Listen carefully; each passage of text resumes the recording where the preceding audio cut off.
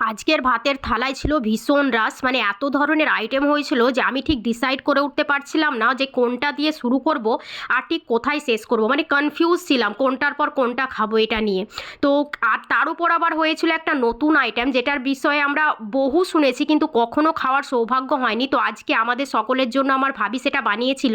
তো চলো শুরু করি কী কী আজকে ছিল। প্রথম পাতে তো শাক থাকবে, মা তো আমাদেরকে শাক খাওয়াবে। আর তারপরে যার কথা বলছিলাম সেটা হলো চাফুলি কাবাব। দেখো সাইজে ছোট হলেও স্বাদে কিন্তু ভরপুর, মানে দুর্দান্ত খেতে হয়েছিল। মানে এত সুন্দর এই কাবাবটা বানিয়েছিল, দারুণ, মানে প্রথমবার খেয়েছি এটা আমরা বাড়ির প্রত্যেকেই। আর তারপরেই যেটা ছিল সেটা হলো তোমার ফুলকপি ভাজা। আমি তো বলেইছি আমাদের বাড়িতে ব্যাক টু ব্যাক এই পাতকপি আর ফুলকপি হবেই। আর তারপরে ছিল করলা ভাজা। আর এই দেখো গরম গরম ভাত, সঙ্গেই ধোয়া গরম গরম ঝোল, মানে অসম্ভব টেস্ট। এত গরম যে হাত পুরো আমার জ্বলে যাচ্ছিল। কিন্তু শীতের দিনে গরম না হলেও চলবে না, যদি আবার রেয়াজি মাংস হয় আর যদি গরম না হয় তাহলে তো চর্বি মুখে তোমার লেগেই থাকে।